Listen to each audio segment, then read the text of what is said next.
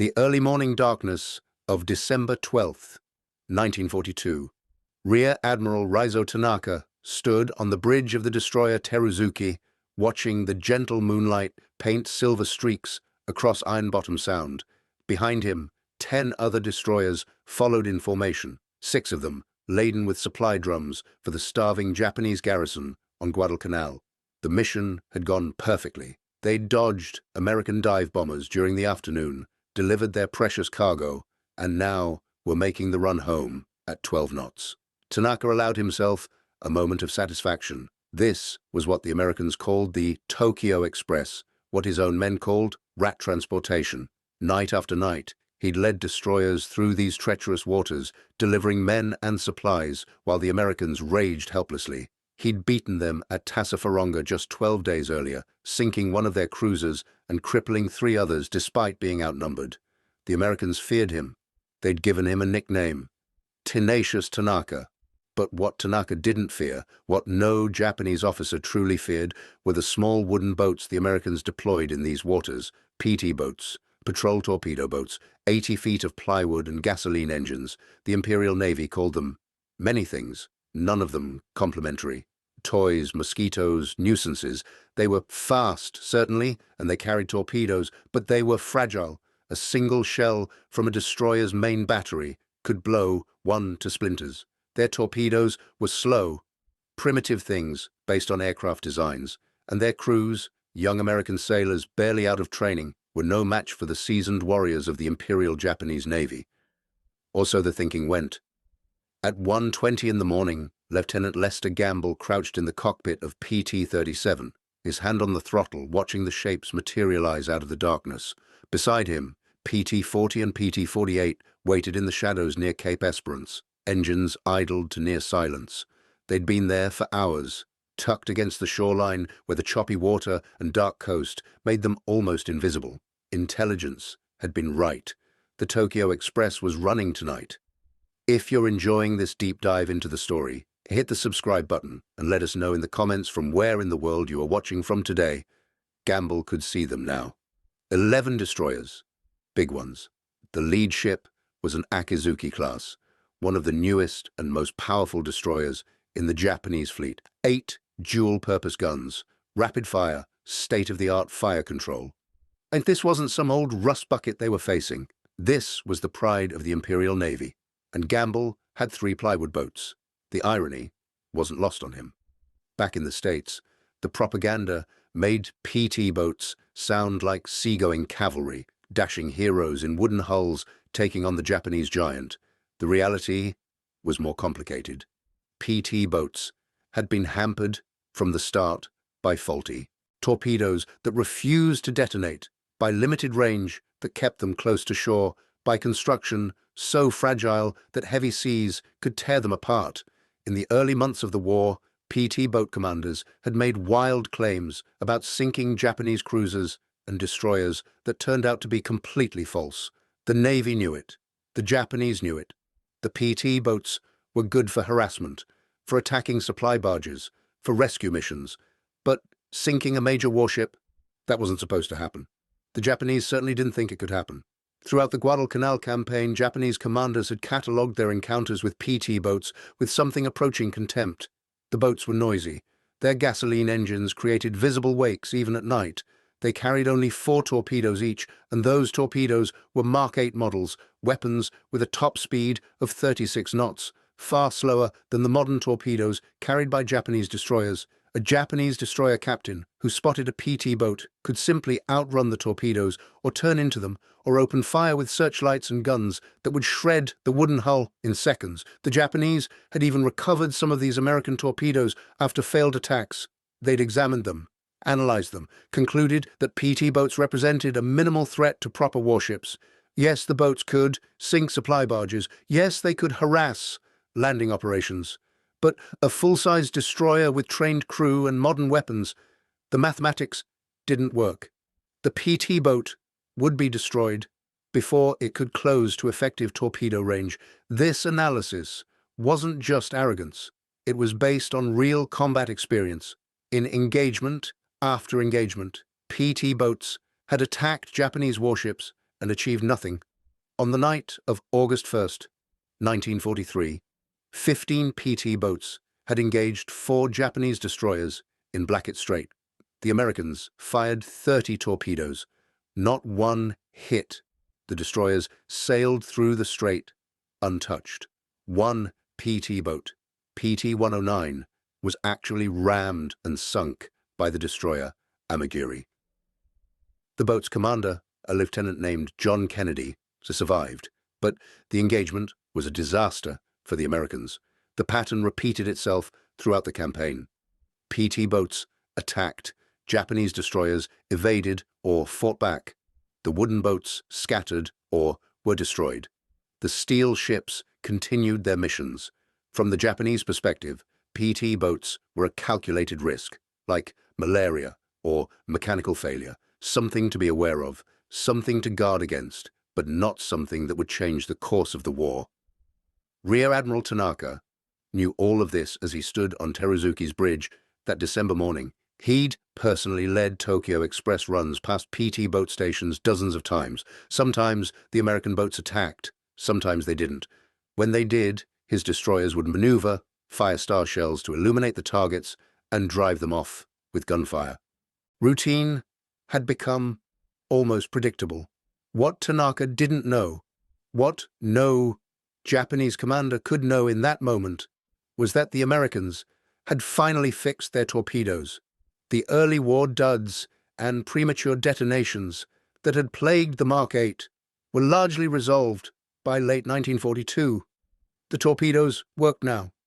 Not perfectly, but reliably enough to be dangerous. And the PT boat crews, after months of combat, had learned tactics the Japanese hadn't accounted for. They'd learned to shut down their engines and drift in the dark. They'd learned to attack from multiple angles simultaneously. They'd learned patience. Lieutenant Gamble watched the Japanese formation draw closer.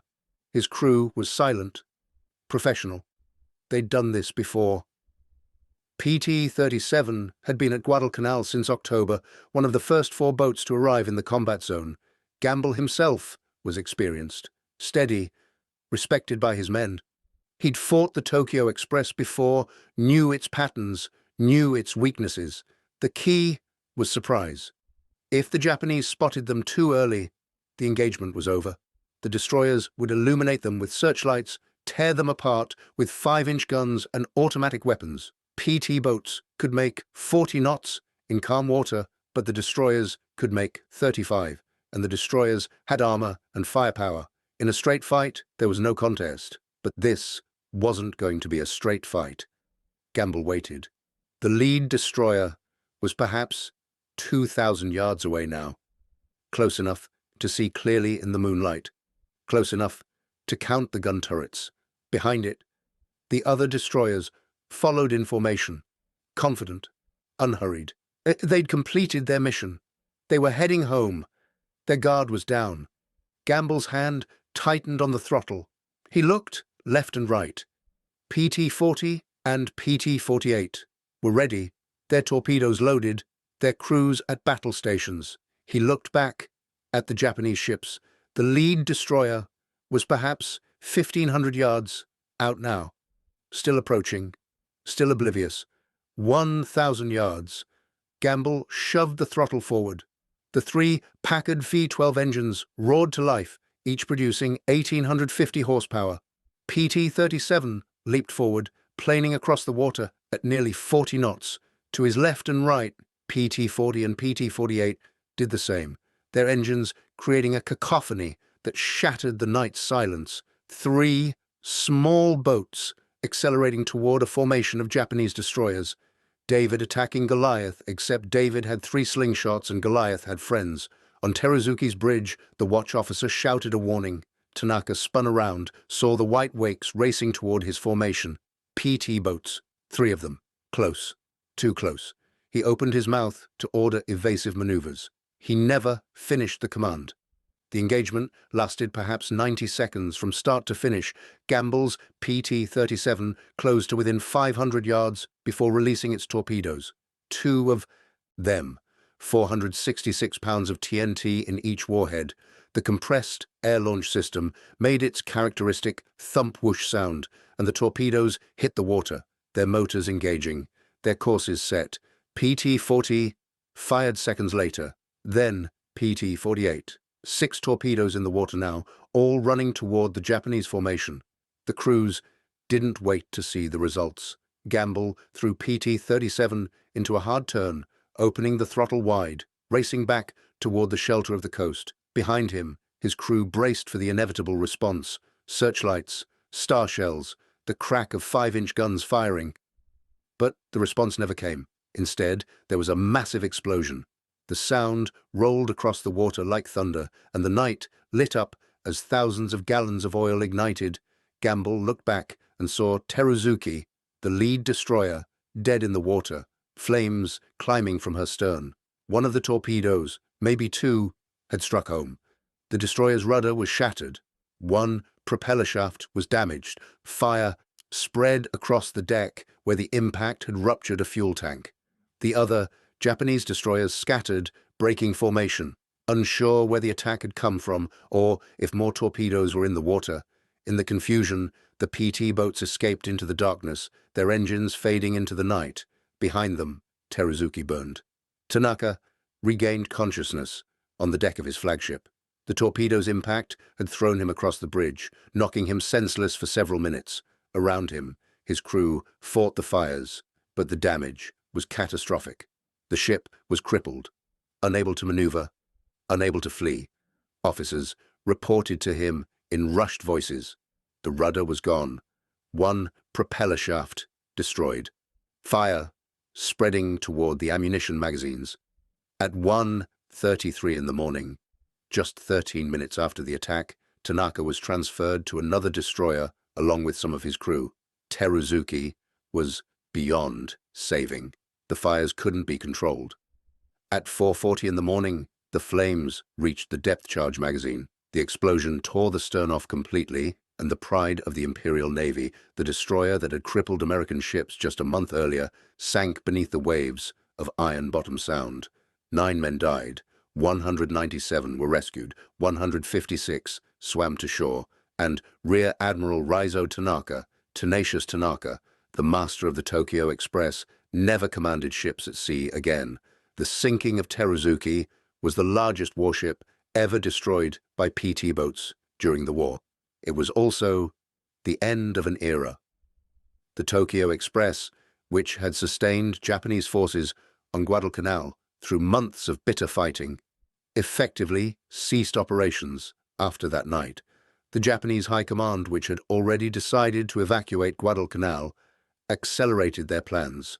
By early February 1943, the island was in American hands, but the significance of that December morning went beyond tactics or strategy. It represented a fundamental miscalculation by the Japanese Navy about the nature of the war they were fighting. For all their experience, for all their skill, for all their victories in night combat, the Japanese had underestimated their enemy. They'd looked at PT boats and seen toys, mosquitoes, nuisances. They'd convinced themselves that size mattered, that steel beat wood, that tradition and training trumped American improvisation and industrial production. They were wrong.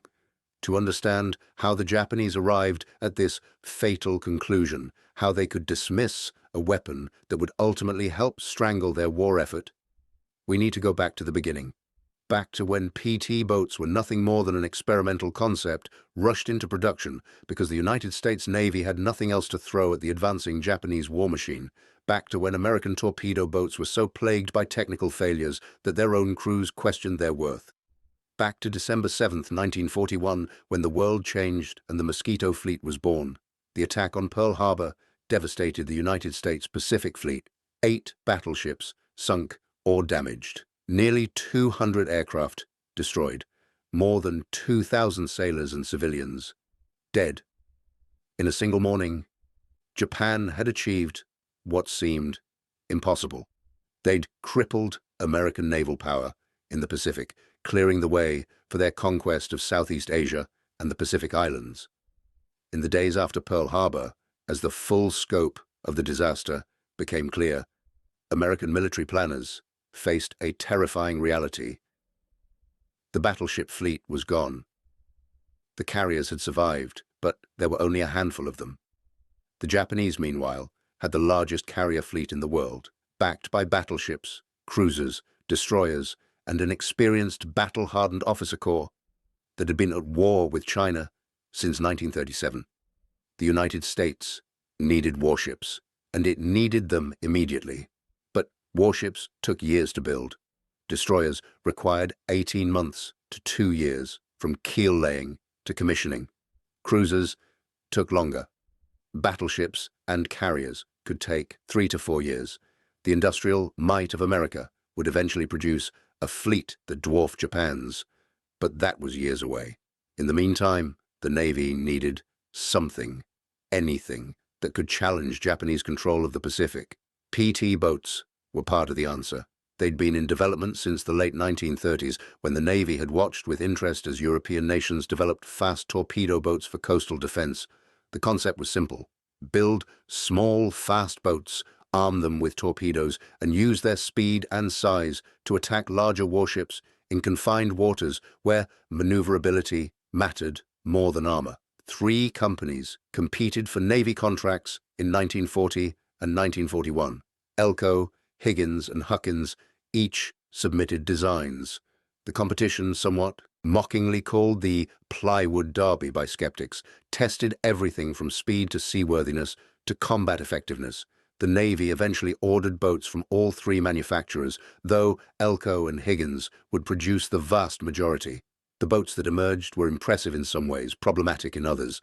An Elco 80-footer was 80 feet long with a 20-foot 8-inch beam, built of double-planked mahogany to save strategic materials like steel.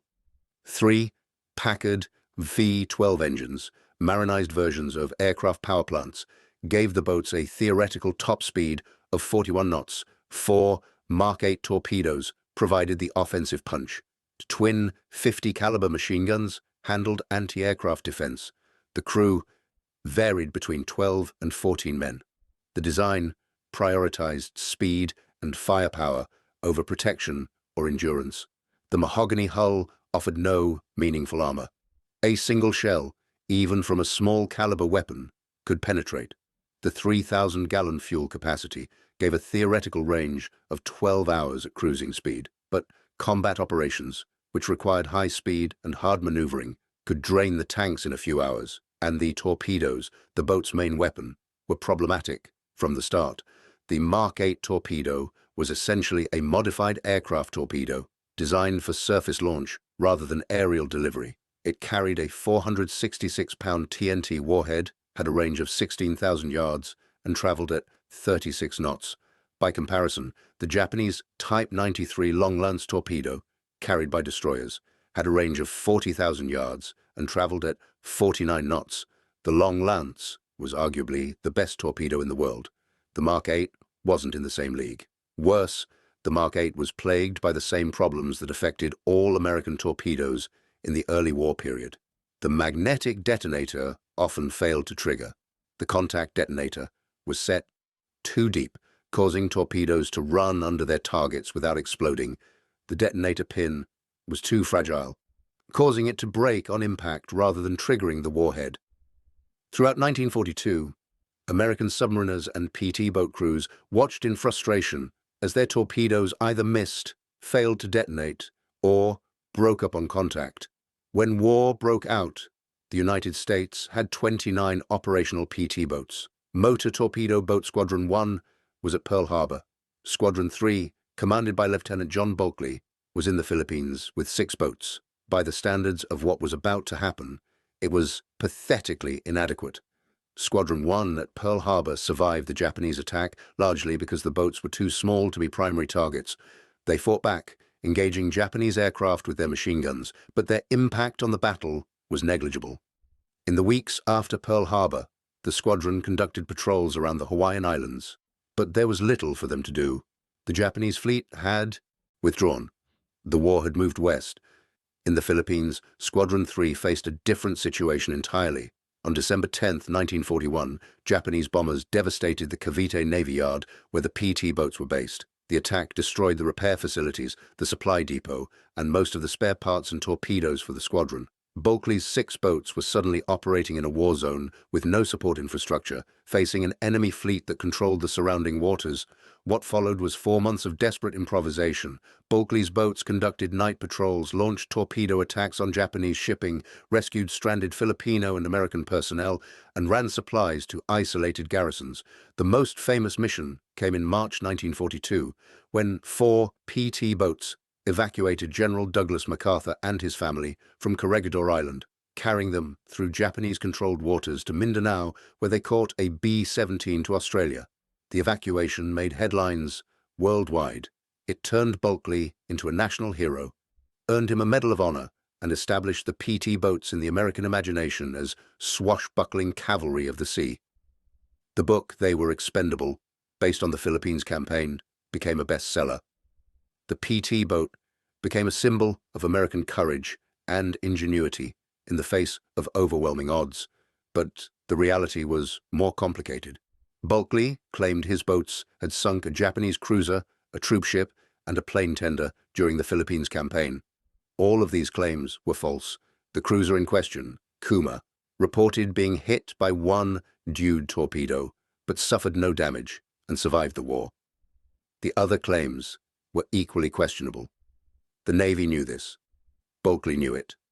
Though he continued to promote the stories while on war bond tours, the exaggerated claims served a purpose. They boosted morale at a time when America desperately needed victories, even fictional ones. They helped recruiting. They justified the continued production of PT boats. But they also created false expectations about what the boats could accomplish, and they contributed to a certain cockiness among American PT crews that combat experience would eventually correct. The Japanese, meanwhile, drew their own conclusions from early encounters with PT boats. In the Philippines campaign, Japanese destroyers and cruisers had engaged PT boats multiple times. The results favored the Japanese overwhelmingly. The PT boats were fast, but Japanese destroyers were nearly as fast and far better armed. The PT torpedoes, when they worked at all, were slow and short-ranged. Japanese ships could detect them and maneuver to avoid them. And the PT boats themselves were fragile. A few hits from destroyer guns could sink them or set them ablaze. Japanese naval intelligence compiled reports on PT boat capabilities. They noted the boat's speed, their shallow draft that made them difficult torpedo targets, their tendency to operate at night, close to shore. But the assessment concluded that PT boats were not a significant threat to major warships. They could harass supply lines, they could attack landing operations, but in ship-to-ship combat, they were outmatched. This assessment was codified in Japanese destroyer tactics. When PT boats attacked, destroyers were to illuminate them with searchlights or star shells, engage with main battery and secondary weapons, and use speed and maneuverability to avoid torpedoes. The tactics worked. Throughout 1942 and into 1943, Japanese destroyers successfully fought off PT boat attacks with minimal damage. The Japanese weren't alone in questioning the PT boat's effectiveness.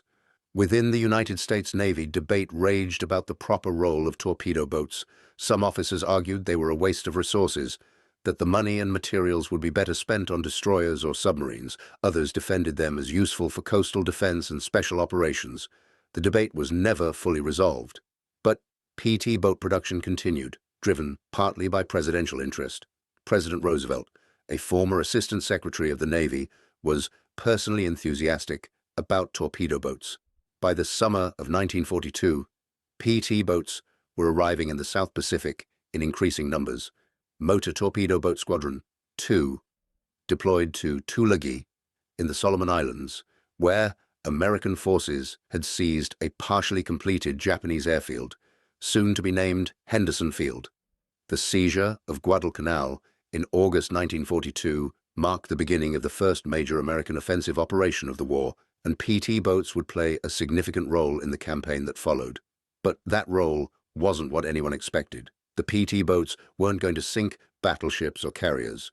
They were going to fight a different kind of war, against a different kind of target, a war that would prove, slowly and painfully, that the Japanese assessment of PT boats as minor threats was dangerously incomplete. The Guadalcanal campaign began on August 7, 1942, when Marines landed on the island and quickly seized the airfield. The Japanese response was immediate and violent. They sent reinforcements, launched air attacks from Rabaul, and committed major naval forces to stop the American advance. What followed was 6 months of brutal combat in the air, on land, and at sea. For the Japanese, the key to success was logistics. Their forces on Guadalcanal needed constant resupply of food, ammunition, and reinforcements. But American control of Henderson Field meant that Japanese ships operating near Guadalcanal during daylight would face attack by Marine aircraft. The solution was the Tokyo Express, nighttime resupply runs using fast destroyers that could make the round trip from Rabaul to Guadalcanal and back in a single night. The concept was brilliant in its simplicity. Destroyers could make 35 knots, fast enough to outrun most pursuers.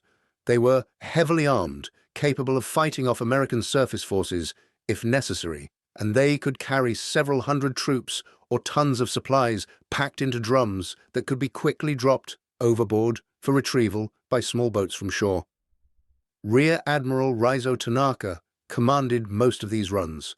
A specialist in torpedo warfare, Tanaka had risen through the ranks of the destroyer force and was considered one of the Imperial Navy's finest tacticians. He understood night combat, understood destroyer operations, and understood the risks involved in running supplies through waters the Americans were learning to contest. The Americans called Tanaka's operations the Tokyo Express. The Japanese called them rat transportation. Both names captured essential truths. The runs were regular, predictable in their timing, if not their exact routes, like a train schedule. And they were conducted by ships scurrying through the darkness, trying to avoid the predators that waited in the night. The PT boats were those predators, though early encounters suggested they weren't very effective ones. When PT boats first engaged the Tokyo Express in the fall of 1942, the results were disappointing. The boats would detect Japanese ships moving through the slot, the channel between the Solomon Islands. They'd attack, launching torpedoes at what seemed like perfect targets, and the torpedoes would miss or fail to detonate or run too deep or break up on impact. The Japanese, for their part, treated PT boat attacks as minor annoyances. Destroyers would spot the approaching boats, illuminate them with searchlights, and drive them off with gunfire. Sometimes a PT boat would be hit and sunk. More often, the boats would scatter and escape. Either way, the Tokyo Express continued its runs. But slowly, through the fall and early winter of 1942, things began to change. The Americans fixed their torpedoes, not completely, not perfectly, but enough that the failure rate dropped from catastrophic to merely problematic. PT boat crews learned tactics, learned the waters, learned where to wait and when to attack, and the Japanese, confident in their nighttime superiority, continued running the Tokyo Express on predictable schedules. The Battle of Tassafaronga, fought on the night of November 30th, 1942, illustrated both the strengths and limitations of the Japanese system. Tanaka led 8 destroyers on a supply run to Guadalcanal. An American force of 5 cruisers and 6 destroyers, commanded by Rear Admiral Carlton Wright, intercepted them. In the engagement that followed, Tanaka's force, using their superior night fighting skills and the deadly Type 93 torpedoes, sank 1 American cruiser and damaged 3 others while losing only 1 destroyer. It was a tactical masterpiece, a demonstration of everything the Japanese Navy did well. Tanaka personally won praise, even from American officers who studied the battle. But strategically, it changed nothing. The Tokyo Express was being bled by attrition. Every destroyer lost was 1 less ship available for combat operations. Every night, run was a risk, and the American forces, while still learning, were getting better. PT boats were part of that learning process. On the night of December 5th, 1942, PT boats engaged another Tokyo Express run so aggressively that Tanaka aborted the mission. The boats didn't sink any ships, but they forced the Japanese to withdraw without completing their supply delivery. For the first time, the mere presence of PT boats had prevented a successful run. If you find this story engaging, please take a moment to subscribe and enable notifications. It helps us continue producing in-depth content like this. Tanaka understood what was happening. The Americans were getting more persistent, more organized, more dangerous. His destroyers still controlled the night when it came to surface combat, but the margin was narrowing. Every run was harder than the last. Every success cost more ships, more men, more resources that Japan couldn't replace. On December 9, 1942, the submarine I-3 was sunk. Tanaka's force was stretched thin. The situation on Guadalcanal was desperate. Japanese soldiers were starving, reduced to eating grass and roots. They needed food, ammunition, reinforcements, and Tanaka, despite his victories, despite his skill, was running out of options. On December 11th, a personal message arrived from Admiral Yamamoto himself. Tanaka had to get supplies through. The mission was critical. The soldiers on Guadalcanal were dying. One more run. One more chance to sustain the garrison. Tanaka assembled his force. 11 destroyers this time, his largest convoy yet. 5 of them would carry supply drums. The other 6, including Teruzuki, would provide escort. It was a gamble. Larger forces were easier to detect, but the situation demanded it. Teruzuki was the perfect flagship for the mission. An Akizuki-class destroyer, she was one of the newest ships in the fleet, commissioned just 3 months earlier. She'd been designed specifically as an anti-aircraft escort for carrier battle groups, armed with 8 100mm dual-purpose guns that could engage both surface and air targets. Her fire control system was among the most advanced in the Imperial Navy. Her crew was experienced, battle-tested. Just a month earlier, Teruzuki had participated in the naval battle of Guadalcanal, where she'd helped sink the American destroyers Lafay and Monson and damaged several others. This was not some second-rate ship pressed into supply duty. This was a frontline warship, commanded by experienced officers, crewed by veterans of multiple engagements. If anything could fight its way through to Guadalcanal and back, it was Teruzuki, with Tanaka aboard. The convoy departed on the afternoon of December 11th. They steamed south through the slot, that narrow passage between islands that had seen so much bloodshed over the past 4 months. American dive bombers spotted them and attacked, but the convoy survived without damage. Tanaka's anti-aircraft gunners, with Teruzuki's modern weapons at the core of the defense, drove off the attackers. As night fell, the convoy approached Guadalcanal. They'd be vulnerable here, close to American positions, but the mission required it. They had to get close enough to drop the supply drums where small boats could retrieve them. The operation went smoothly. The supplies were delivered. At 1:15 in the morning on December 12th, the convoy turned for home. They were moving at 12 knots, slow by destroyer standards, but necessary to avoid damage in the confined waters near Savo Island. Tanaka stood on Teruzuki's bridge, watching the moonlight play across the water. The mission was essentially complete. They just had to make it back to base. What Tanaka didn't know was that 3 PT boats were waiting in the darkness off Cape Esperance.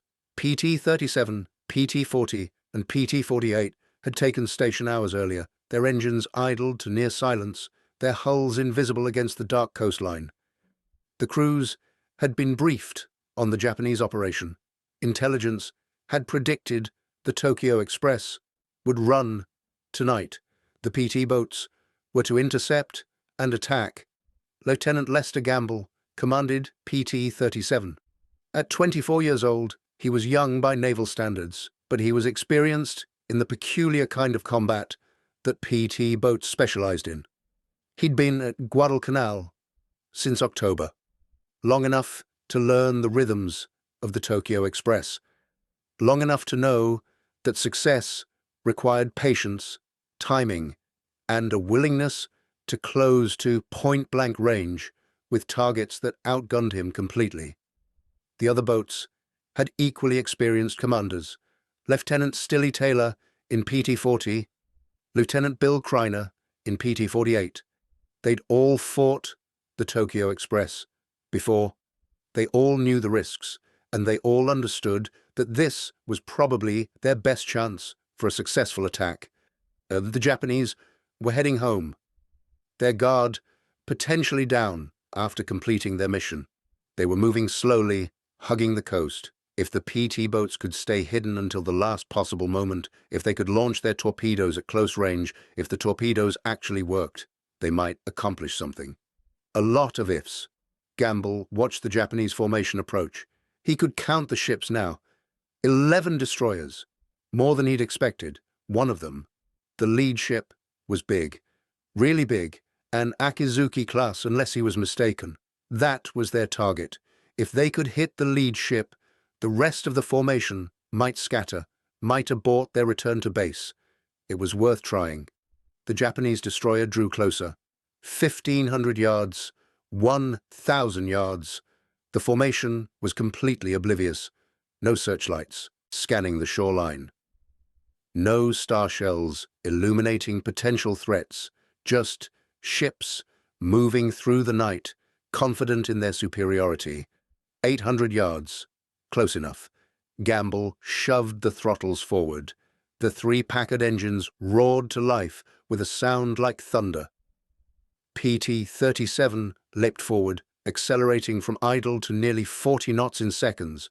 The other 2 boats followed, their engines adding to the cacophony. 3 white wakes raced across the dark water toward the Japanese formation. On Teruzuki's bridge, someone shouted, "Tanaka," spun around. He saw them immediately. PT boats, close, far too close. He started to give orders, but there wasn't time.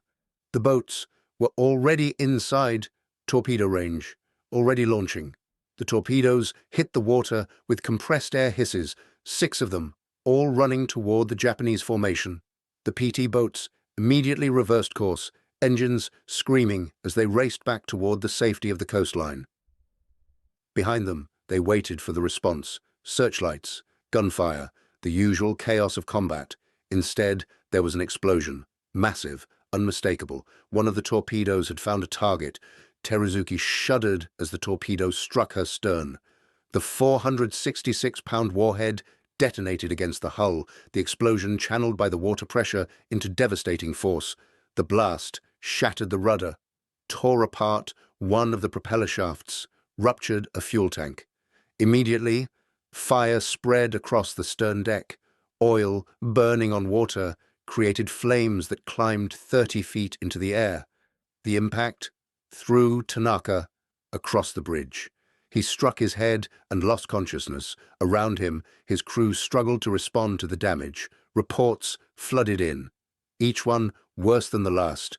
The rudder was gone. Steering control was lost. One engine was destroyed. Fire was spreading toward the ammunition magazines. Other ships in the formation scattered, unsure if more torpedoes were inbound, unable to locate the attackers in the darkness. The carefully organized convoy dissolved into chaos. And in that chaos, the PT boats escaped, racing back to their base at Tulagi, leaving Teruzuki crippled and burning. Tanaka regained consciousness 13 minutes after the attack. Officers were shouting damage reports. The fire was out of control. The ship couldn't maneuver. They were dead in the water off an enemy-held island with dawn approaching and American aircraft certain to attack once the sun came up. The decision was made quickly. Transfer Tanaka and key crew members to another destroyer. Try to tow Teruzuki if possible. But the primary goal was to get the admiral to safety. At 1:33 in the morning, Tanaka was moved to the destroyer Naganami. Behind him, Teruzuki's remaining crew continued fighting the fires, but it was hopeless. The fire spread inexorably toward the stern. At 4:40 in the morning, 3 hours and 20 minutes after the torpedo hit, the flames reached the depth charge magazine.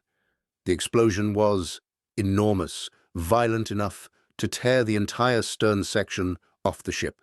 Teruzuki buckled, bow rising as water flooded the shattered hull and slipped beneath the waves. 9 men died in the sinking. 197 were rescued by the destroyers Arashi and Naganami. Another 156 swam to shore at Guadalcanal, where they'd eventually be evacuated during the Japanese withdrawal from the island in February. And in the waters off Cape Esperance, more than 800 meters down in what would forever be called Iron Bottom Sound, Teruzuki settled onto the ocean floor, her anti-aircraft guns still pointing skyward, ready to defend against an air attack that would never come. The sinking of Teruzuki changed everything, though the changes came slowly and weren't immediately apparent. On the morning of December 12th, when reports reached Japanese naval headquarters, the reaction was shock, mixed with disbelief. A modern destroyer, barely 3 months old, armed with the latest weapons, commanded by experienced officers, sunk by PT boats. It seemed impossible. PT boats didn't sink destroyers. Everyone knew that. The mathematics didn't work. The wooden boats were too fragile, too lightly armed, too vulnerable. But the mathematics had changed, and the Japanese were slow to recognize it. The American torpedoes worked now. The PT boat crews had learned their craft, and the conditions around Guadalcanal, confined waters, predictable routes, targets moving at slow speed, created an environment where small, fast boats could be deadly despite their limitations. Japanese commanders began reviewing their encounters with PT boats, looking for patterns they'd missed. The reviews revealed uncomfortable truths. PT boats were sinking more supply barges than anyone had admitted. They were forcing Japanese ships to alter routes, to move more cautiously, to expend ammunition and fuel in defensive maneuvers. They weren't just mosquitoes anymore. They were piranhas, small predators that in sufficient numbers could bring down much larger prey. The nickname changed. Japanese sailors had called PT boats many things, usually dismissive: mosquitoes, toys, nuisances. After Teruzuki, a new name emerged: devil boats. The shift in terminology reflected a shift in perception. These weren't toys anymore. These were threats. But the shift came too late for the Tokyo Express. Tanaka, the master of nighttime operations, never commanded ships at sea again. He'd been injured in the torpedo attack, but more significantly, he'd become a scapegoat. The Guadalcanal campaign was collapsing. Someone had to take the blame. Tanaka, always outspoken, always willing to criticize operational decisions he thought were flawed, was an easy target. On December 29, 1942, 17 days after Teruzuki sank, Tanaka was transferred to Singapore and eventually assigned to shore duty in Burma, far from the combat he'd excelled at. The Tokyo Express continued for a few more weeks, but without Tanaka's leadership and with growing PT boat presence, the runs became increasingly costly. The Japanese High Command had already decided to evacuate Guadalcanal, recognizing that the island couldn't be held. In early February 1943, in a brilliantly executed operation, Japanese destroyers evacuated more than 10,000 soldiers from the island under the noses of American forces. It was the end of the campaign. The Americans had won, and PT boats, those wooden toys that the Japanese had dismissed, had played a significant role in the victory, not by sinking dozens of ships, but by making the Tokyo Express too costly to sustain. The psychological impact of Teruzuki's sinking echoed through the Japanese Navy. Officers who'd spent their careers training for battleship actions, for the decisive surface engagement that would decide the war, were forced to confront a different reality. Modern naval warfare wasn't just about big ships and big guns. It was about logistics, about supply lines, about small attacks that added up over time. It was about weapons that traditional naval doctrine had dismissed as irrelevant. The Japanese had built a fleet designed to win a war through decisive action. They'd studied Tsushima Strait, where Admiral Togo had destroyed the Russian fleet in a single engagement in 1905. They'd planned for a similar battle in the Pacific, one where Japanese skill and spirit would overcome American numbers. PT boats didn't fit into that framework. Neither did submarines. Neither did the unglamorous work of protecting merchant shipping and supply lines. This institutional blindness would cost Japan dearly. While the Japanese focused on building battleships and carriers for the decisive battle that never came, American submarines and PT boats were strangling Japan's maritime supply system. The island nation that depended completely on imported oil, food, and raw materials was being cut off from those resources. By 1944, Japanese merchant shipping was collapsing under submarine attacks. By 1945, famine stalked Japan's home islands.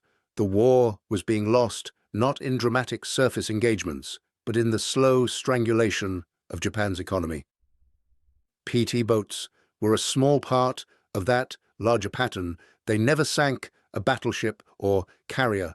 Their total impact on major warships was modest. Teruzuki remained the largest ship they destroyed throughout the war, but in combination with other weapons, submarines, aircraft, mines, destroyers, PT boats helped establish American control of the waters around contested islands.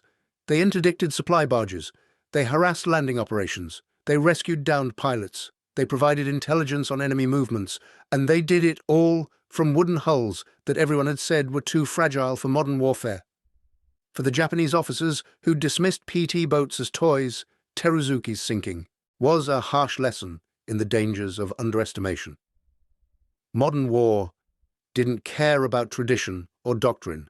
It rewarded adaptation, flexibility, willingness to use whatever weapons worked, regardless of whether they fit preconceived notions of how war should be fought. The Americans understood this, or at least learned it faster. They'd entered the war with a battleship fleet that was immediately obsolete. They'd been forced to improvise, to use carriers, submarines, PT boats, whatever they had available. That improvisation, born of desperation, became their greatest strength. They weren't bound by doctrine. They tried things, kept what worked, discarded what didn't. The PT boat program illustrated this perfectly. The boats were flawed from the start: fragile hulls, problematic torpedoes, limited range, high fuel consumption, no armor. In a traditional naval analysis, they should have been written off as failed experiments. But the Americans kept refining them, kept using them, kept finding missions where their unique characteristics, speed, size, maneuverability, became advantages rather than liabilities. By mid-1943, PT boat production had ramped up dramatically. Squadrons were deploying throughout the Pacific, from the Solomons to New Guinea to the Philippines. The boats had evolved too: better weapons, improved fire control, more experienced crews. They still weren't suitable for open ocean combat against major warships, but in the confined waters of island campaigns, they'd become genuinely dangerous. The Japanese response was to modify tactics. Destroyer captains were ordered to be more cautious near coastlines where PT boats might lurk. Searchlights and star shells were to be used more liberally. Speeds were to be increased when in potentially dangerous waters. Supply runs were to avoid predictable patterns. But these tactical adjustments couldn't compensate for the strategic problem. Japan was losing the war of attrition. Every destroyer assigned to supply runs was one less destroyer available for combat operations. Every ship sunk by submarines, aircraft, or PT boats couldn't be quickly replaced. Japanese shipyards were working at full capacity, but that capacity was a fraction of what American shipyards could produce. The numbers told the story. In 1941, Japan had approximately 60 destroyers. The United States had 171. By 1945, Japan had built or completed about 40 new destroyers during the war. The United States had built more than 350. Japan couldn't win a war of attrition with those numbers, especially when they were losing ships faster than they could replace them. PT boats contributed to that attrition. They sank destroyers, damaged cruisers, destroyed supply craft. The numbers were never dramatic. Any single engagement was small scale. But cumulatively, over months and years, they added up. And they added up in waters where Japan couldn't afford losses. Near islands where every ship sunk was one less ship available to support beleaguered garrisons. The irony was that Japan had its own version of torpedo boats. They'd developed and built motor torpedo boats similar in concept to American PT boats. But the Japanese Navy never fully committed to the concept. Their boats were used sparingly. often held in reserve for the decisive battle that naval doctrine promised. They never developed the aggressive, freewheeling operational style that characterized American PT boat operations. This reflected a deeper cultural difference in how the two navies approached warfare. The Imperial Japanese Navy was deeply hierarchical, bound by tradition, focused on honor and decisive battle. Innovation happened, but slowly, constrained by a command structure that valued obedience over initiative. The United States Navy, while hierarchical, was more flexible, more willing to empower junior officers to experiment and adapt. PT boat operations exemplified this difference. American PT boat lieutenants, many of them barely into their 20s, were given broad operational freedom. They planned their own patrols, developed their own tactics, took risks that more senior officers might have vetoed. Some of these risks resulted in disasters. PT 109's loss was partially due to aggressive tactics that put the boat in harm's way, but other risks paid off spectacularly, as Teruzuki's sinking demonstrated. The Japanese Navy couldn't replicate this operational freedom. Junior officers were expected to follow orders, not improvise. Initiative was sometimes punished rather than rewarded. The system produced excellent tacticians who could execute plans brilliantly, but it struggled to adapt when those plans failed to account for changing circumstances. Tanaka himself was an example of this. He was brilliant at night combat, a master of destroyer tactics, respected even by his enemies. But when he voiced concerns about strategy, when he criticized decisions made by senior commanders, he was punished and reassigned. The Navy lost one of its most effective leaders because he was willing to speak uncomfortable truths about how the war was actually going. The treatment of Tanaka reflected a larger problem with how the Japanese military handled failure. Rather than analyzing what went wrong and adapting, they often looked for scapegoats. Officers who lost battles or ships faced disgrace even when they'd fought brilliantly against overwhelming odds. This created an atmosphere where honest assessment of enemy capabilities was dangerous. Better to downplay enemy strengths, to maintain the fiction that Japanese spirit and skill could overcome material disadvantages.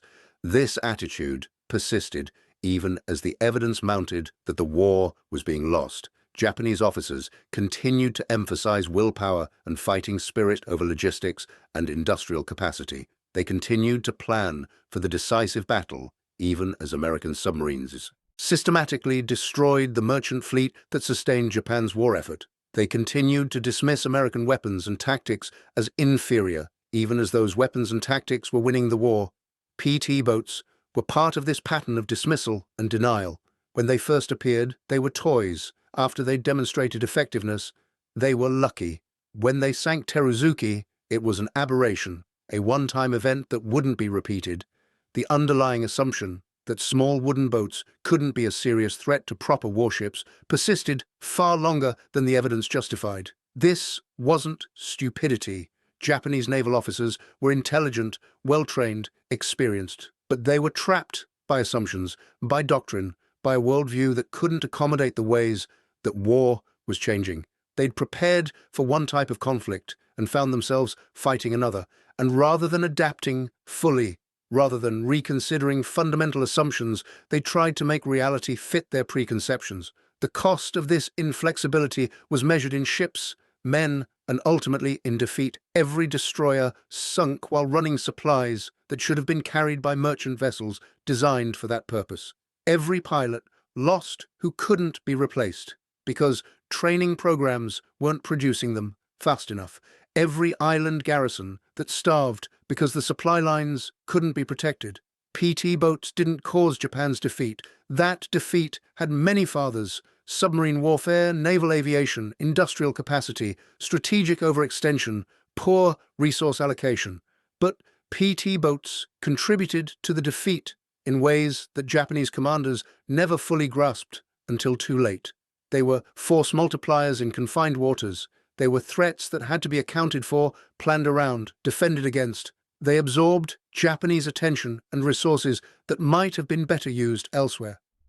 And they demonstrated, night after night in the waters around Guadalcanal and 100 other islands, that the traditional metrics of naval power, tonnage, armor thickness, gun caliber, mattered less than adaptability, innovation, and the willingness to use whatever weapons actually worked, rather than what doctrine said should work. Teruzuki's wreck remained undiscovered for more than 80 years, lying on the ocean floor in Iron Bottom Sound alongside dozens of other ships from both sides.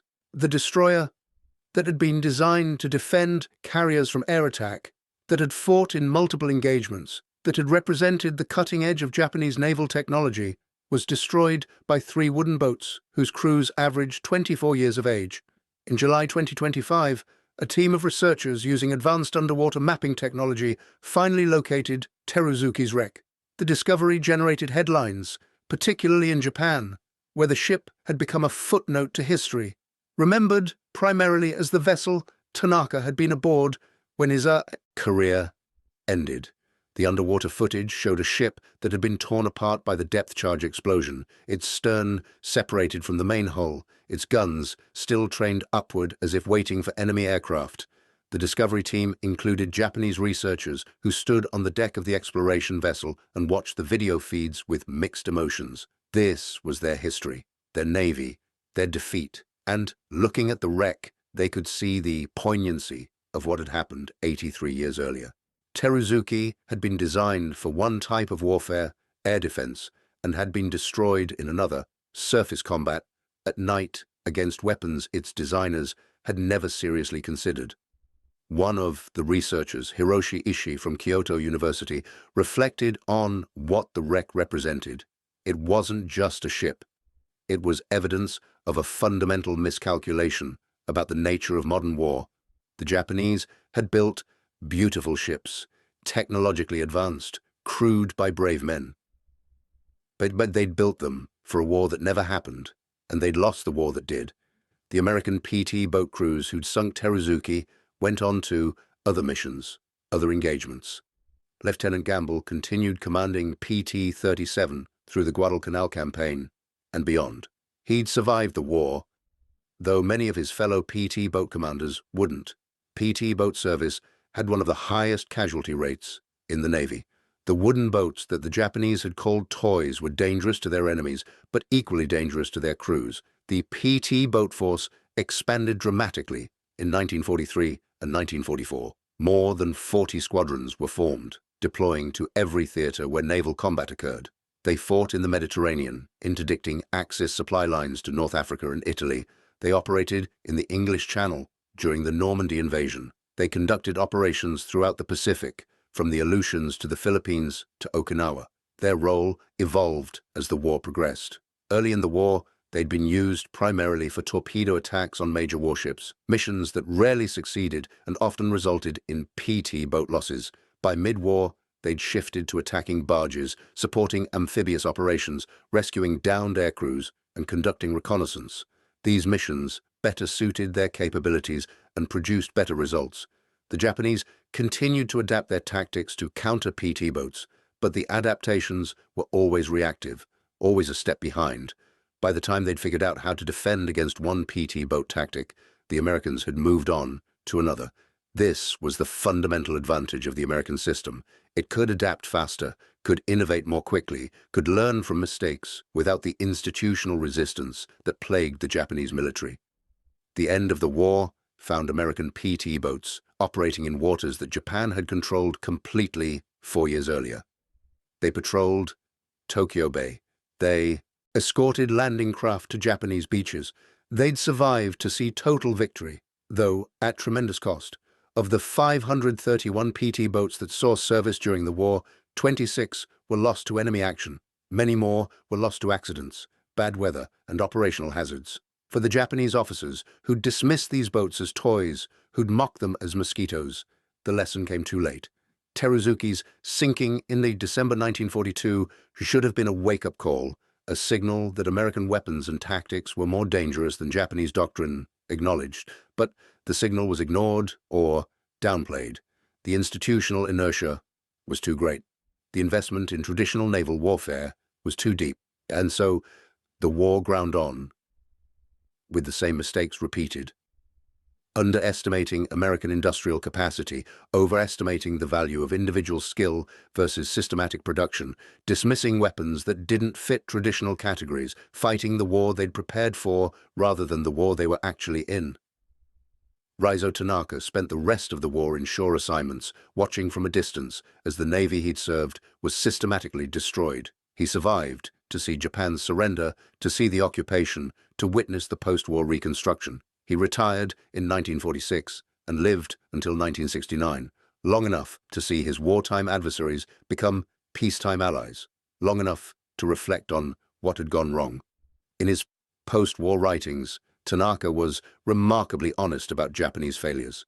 He criticized the divided command structure that had hampered operations at Guadalcanal. He acknowledged that the Imperial Navy had underestimated American capabilities and overestimated its own. He noted, with some bitterness, that speaking such truths during the war had earned him censure and reassignment. The Navy hadn't wanted to hear about its failings. It had wanted victory, and when victory proved impossible, it had wanted scapegoats. Tanaka's assessment of PT boats was nuanced. He acknowledged they'd been more effective than Japanese commanders initially believed, but he also noted that their impact had been limited to specific environments. In open water, against major warships with room to maneuver, PT boats remained vulnerable. In confined waters at night, against ships moving slowly or predictably, they could be deadly. The key lesson wasn't that PT boats were some wonder weapon. It was that no weapon should be dismissed because it didn't fit traditional expectations. The broader lesson applied to the entire war. Japan had entered the conflict with a highly professional, well-trained, technologically sophisticated military. They'd achieved stunning victories in the war's first 6 months, conquering territory that stretched from Burma to the Solomon Islands. And then they'd been ground down, not because they lacked courage or skill, but because they couldn't adapt fast enough to the war they were actually fighting. The Americans, by contrast, had entered the war unprepared, with obsolete weapons and untested tactics. They'd suffered catastrophic defeats: Pearl Harbor, the Philippines, Java Sea, Wake Island. But they'd learned. They'd adapted. They'd kept what worked and discarded what didn't. They'd built weapons at a pace that seemed impossible to their enemies. They'd trained new crews faster than Japan could kill experienced ones. They'd fought the war as it was, not as doctrine said it should be. PT boats embodied that adaptability. They weren't what naval theory said should work. They were small, fragile, underarmed by traditional standards, but in the right circumstances, used correctly, they were effective. And that was enough. Not every weapon had to win the war. Some weapons just had to contribute, to add their small weight to the larger effort, to be one more problem that the enemy had to solve. For the Japanese officers who'd mocked PT boats as toys, who'd dismissed the threat they represented, the realization came too late. By the time they understood that the wooden boats were dangerous, the momentum of the war had shifted irreversibly. The Americans weren't just coming, they were winning, and they were winning with weapons that traditional naval doctrine said shouldn't work. Teruzuki's wreck, lying in the darkness at the bottom of Iron Bottom Sound, serves as a memorial to that lesson.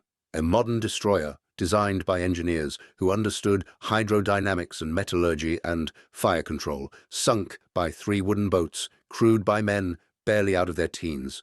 It shouldn't have happened. According to everything the Japanese Navy believed about naval warfare, it couldn't have happened, but it did happen, and it happened because war doesn't care about doctrine. War rewards what works. And in December 1942, in the waters off Guadalcanal, what worked was 3 PT boats attacking at point-blank range with torpedoes that finally functioned as designed. The Japanese had built for the war they expected. The Americans fought the war they got. That difference, multiplied across thousands of engagements over 4 years, decided the outcome of the Pacific War. Teruzuki's sinking was one engagement among many, but it illustrated perfectly the pattern that repeated itself throughout the conflict: assumption, underestimation, dismissal, and then the harsh correction of combat reality. The crews of PT-37, PT-40, and PT-48 returned to base that December morning as the sun rose over Guadalcanal. They reported sinking a Japanese destroyer, though they couldn't confirm the ship's identity or size. The claim was treated with some skepticism. PT boats had made exaggerated claims before, but in the days that followed, as intelligence reports confirmed the loss of Teruzuki, as survivors reached shore and told their stories, the magnitude of the achievement became clear. 3 PT boats had sunk the largest warship ever destroyed by PT boats during the entire war. They'd ended the career of one of Japan's finest admirals. They'd contributed to the final collapse of the Tokyo Express. They'd demonstrated that the weapons everyone had dismissed as toys could, in the right circumstances, achieve results that shaped the course of the campaign. It was a small victory in the context of a global war, but it mattered. Every ship sunk was one less ship the Japanese could use. Every successful attack was one more reason for them to be cautious, to slow down, to divert resources to defense rather than offense. The cumulative effect of small victories like this was the slow strangulation of Japan's ability to sustain the war, and it all started with Japanese officers looking at PT boats and seeing toys, mosquitoes, nuisances, something to be mocked rather than feared. That mockery cost them a destroyer, an admiral, and a piece of their confidence that they'd fight the war on their terms. The Americans called it the Mosquito Fleet, the Devil Boats, but perhaps the most accurate name was the one rarely used, the boats that shouldn't have worked, but did, the weapons that succeeded precisely because they didn't fit anyone's expectations. The reminder that in war, survival belongs not to the strongest or the most traditional, but to the most adaptable. Teruzuki went down with her guns, pointing skyward, ready for an air attack that never came. It was fitting. She'd been built for one threat and destroyed by another. The perfect metaphor for Japan's Pacific War. They'd prepared brilliantly for the wrong conflict, and by the time they realized their mistake, it was too late to matter. Thank you for watching. For more detailed historical breakdowns, check out the other videos on your screen now, and don't forget to subscribe.